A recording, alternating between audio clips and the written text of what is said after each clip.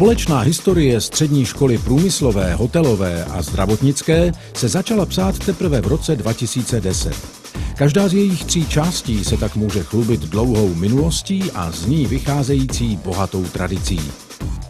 Nejstarší je bývalá střední zdravotnická škola, která vznikla už v roce 1948 v areálu nemocnice. Jen o něco málo mladší je pak bývalá průmyslová škola založená jakožto průmyslová škola letecká v roce 1953. Historie hotelové školy začíná u bývalé základní odborné školy, která se postupně transformovala v takzvanou učňovskou školu. V současné době patří střední škola průmyslová, hotelová a zdravotnická k vůbec největším v celém Zlínském kraji. Vždyť do jejich lavic každoročně usedá více než 1000 studentů. Čeho si cením velice je rozvoj mezinárodní spolupráce. Ta mezinárodní spolupráce probíhá ve 3 programech zahraničních. Je to program Comenius ve spolupráci tedy s Belgií, Norskem, Islandem a Německem. Dále je to program Leonardo, to jsou odborné stáže, odborné praxi ve Finsku. A nakonec je to přeshraniční spolupráce, a to je spolupráce teda se Slovenskou republikou pod Myslovkou na Myjavě. Škála nabízených studijních i učebních oborů je opravdu pestrá. Maturitní zkoušku je možné složit v oboru strojírenství se zaměřením na počítačovou grafiku a design, strojírenství se zaměřením počítačová podpora konstrukce a výroby, v oboru elektrotechnika, elektronické počítačové a řídící systémy, zdravotnický asistent i hotelnictví a cestovní ruch. Výuční list je pak možné získat v oborech kuchař, kuchař-číšník pro pohostinství, číšník barman, servírka barmanka, cukrář pro výrobu a také asistent prodeje. Obrovskou devízou školy je především její technické zázemí. Není tomu tak dávno, kdy dílny a přístrojové vybavení strojírenských a elektrotechnických oborů prošly výraznou omlazovací kůrou. Díky možnosti využívat specializovaných učeben CAD/CAM systémů, učeben informačních a komunikačních technologií a třeba i nové 3D tiskárny, získávají studenti takové znalosti i dovednosti, s kterými jsou pak schopni dobře obstát v konkurenci. Studenti technických oborů mají velkou šanci prohlubovat své znalosti na vysokých školách nebo najít uplatnění v oblasti diagnostiky, revizní i servisní techniky, v konstrukci programování CNC strojů i v projekčních kancelářích nebo reklamních agenturách.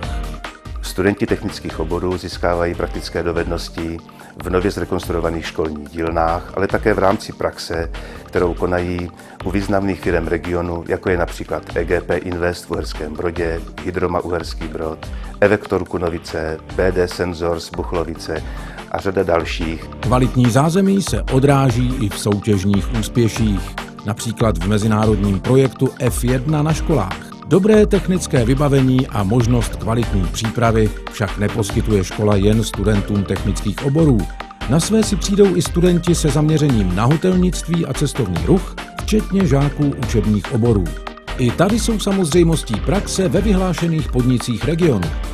Žáci mohou ale mnohé pochytit už na půdě školy, kde se učí například přímo ve školní kuchyni nebo 2 specializovaných učebnách.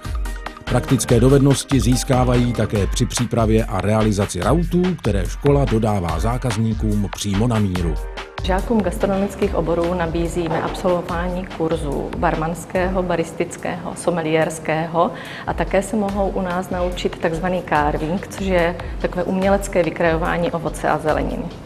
No a žáci rádi soutěží, takže pravidelně se účastníme mezinárodních soutěží Gastro Junior v Brně, kde získáváme v kategoriích kuchař, číšník a cukrář zlatá, stříbrná ocenění a dále se účastní v soutěžích míchaných nápojů nebo someliérské soutěži. Pokud jde o studenty oboru zdravotnický asistent, i těm slouží speciálně vybavené prostory.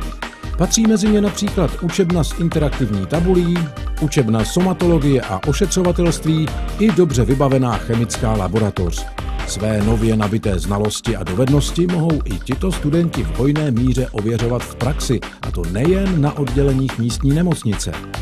Tradicí je pak zdejší soutěž v poskytování první pomoci, v níž slaví úspěchy i na republikové úrovni. Zdravotnický asistent je plnohodnotné středoškolské vzdělání zdravotnického pracovníka, který najde své uplatnění v nemocničním prostředí a v jakýchkoliv službách zdravotně sociálních, anebo může pokračovat ve studiu na vysoké škole, případně na vyšší odborné škole v přípravě nelékařských zdravotnických povolání v rámci legislativy České republiky. I když je příprava na budoucí úspěšnou kariéru na prvním místě, stranou nestojí ani volnočasové a mimoškolní aktivity. Asi jen málo která škola se může pochlubit například vlastní cymbálovou muzikou, která se účastní mnohých kulturních akcí nejen města Uherské Hradiště. Mezi mimořádné aktivity s dlouholetou tradicí i velkým kulturně vzdělávacím přesahem patří nepochybně studentské konference. Areál poskytuje i moderní přednáškový sál s audiovizuální technikou, studovnu a školní informační centrum. Nechybí ani dobře zásobená knihovna. Možnost sportovního vyžití pak obstará dobře vybavená sportovní hala a komu po fyzické námaze vyhládne, toho čeká chutný oběd ve zcela moderní jídelně. Podstatnou výhodou je i ubytování vzdálenějších studentů v domově mládeže. V neposlední řadě je pak na místě také připomenout, že škola poskytuje svým žákům možnost získat řidičský průkaz. Zdejší vzdělávací prostory neslouží jen studentům denního studia.